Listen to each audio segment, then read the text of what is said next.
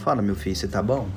Na década de 70, 80 e no início da década de 90, o Brasil ele passou por um período chamado de substituição de importações. Basicamente, o Brasil autorizou e ajudou a pirataria crescer aqui em território nacional. É isso aí mesmo.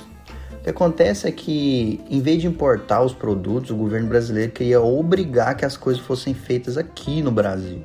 E o objetivo, tecnicamente, era desenvolver a indústria e reduzir a dependência tecnológica dos países maiores, como o Japão e os Estados Unidos, e proteger os empregos brasileiros, né? E aí tinha aquela grave crise cambial e economizar no gasto de dólares, né? O que acontece é que a reserva de mercado de informática, é o nome da lei, que foi dado na época, né? Pelo menos o conceito daquilo ali. E ela foi uma política que ela dificultava ou até mesmo proibia fortemente a importação de várias paradas digitais, principalmente, como computadores, consoles de videogames, chips, até alguns hardwares em geral, assim, sei lá, radinho de pilha, talvez. Oh, no! Oh, no! No, no! No, no! Então, a ideia é que isso fosse muito dificultado em vir para o Brasil e, quando era possível, tinha que ter uma autorização especial do governo. Ou seja, era praticamente impossível acontecer, principalmente para se vender em massa aqui no Brasil. Porém, console de videogame era considerado como computador naquela época. Em termos gerais, assim, bem rasos, né?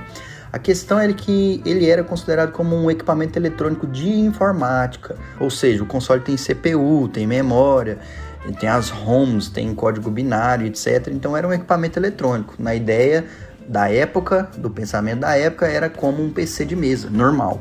Então, o que acontece é que os consoles de videogame também entravam nessa questão da reserva de mercado. Para o governo, tecnicamente, um NES é tão perigoso, ou era tão perigoso, quanto um computador estrangeiro, qualquer um desses. A loucura é que a consequência disso foi muito grande. Então, por exemplo, Nintendo, Sega e Atari, que eram as grandes da época, eram proibidos de vender oficialmente, não podia fabricar livremente e não tinha representação legal aqui no Brasil.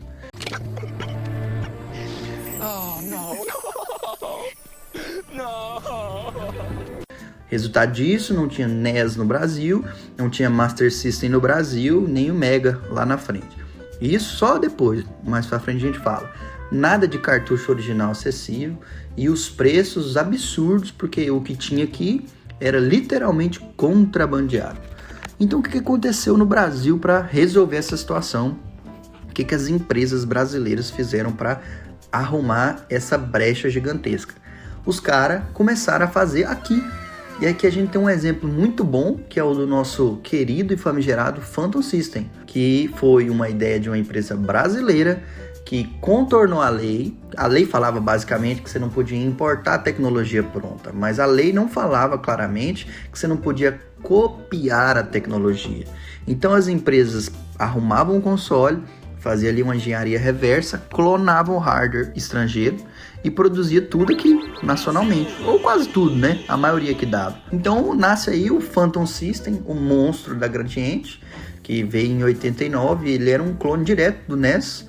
Ele rodava os jogos do Nintendinho, usava o cartucho padrão de 72 pinos, era fabricado aqui no Brasil e vendido legalmente. Ou seja, tecnicamente ele não tinha licença da Nintendo, mas não infringia as leis brasileiras da época. A questão das patentes internacionais não era muito bem reconhecida aqui no Brasil na época. Além do Phantom System, que talvez seja o exemplo mais bacana que a gente tem aí, a gente tem também o famoso Dynavision, também tinha o Beat System, também tem o Top Game, que é muito famoso, inclusive é caro pra caramba hoje em dia pra você achar um em boas condições.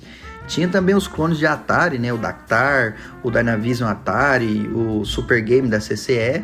E tinha os computadores também que acabaram sendo feitos aqui, igual o TK-90X, o MSX Gradiente, né? Da Sharp. Mas por que o Brasil permitiu isso?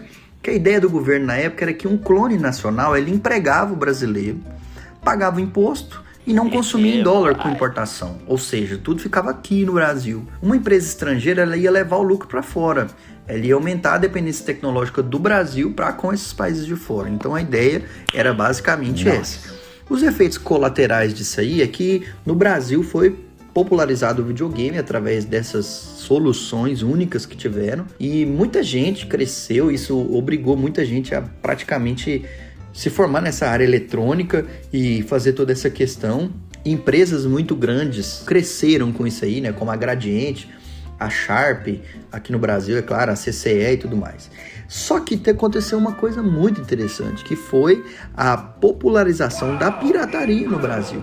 Tecnicamente ou legalmente aqui no Brasil isso não era pirataria, digamos assim, né? Isso criou uma cultura de pirataria no Brasil. Eu moro no interior de Goiás. Eu nunca vi um NES na minha frente aqui na minha cidade. A questão é que todo mundo conheceu pelos clones. Aqui na minha cidade, particularmente, o que a gente encontrava mais aqui era o famoso Polystation ou então o Dynavision. Essas questões marcaram muito o brasileiro.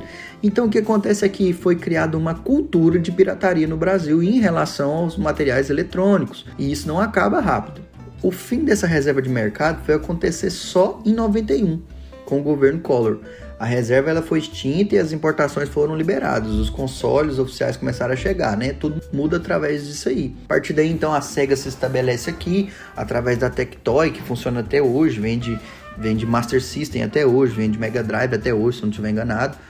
E as coisas começam a mudar. Mas o que acontece é que essa cultura de pirataria, ela nunca muda. Passa-se essa geração de Super Nintendo e Mega Drive, vem o Play 1, 64, etc. E a pirataria continua muito forte. O Play 1 continua com a pirataria muito forte, por causa de tudo, das condições, dos preços abusivos que o Brasil sempre teve, e infelizmente, provavelmente sempre vai ter. E nada mudou. Vem o Play 2 e tudo isso se maximiza muito. O Play 2 é um console mais pirateado da história do universo, e eu demorei muitos anos para conseguir ver um jogo original de Play 2 aqui onde eu moro. Então cria-se uma cultura que foi feita através do governo. O governo dá início nessa ideia. Mas fala aí, você já sabia dessa loucura?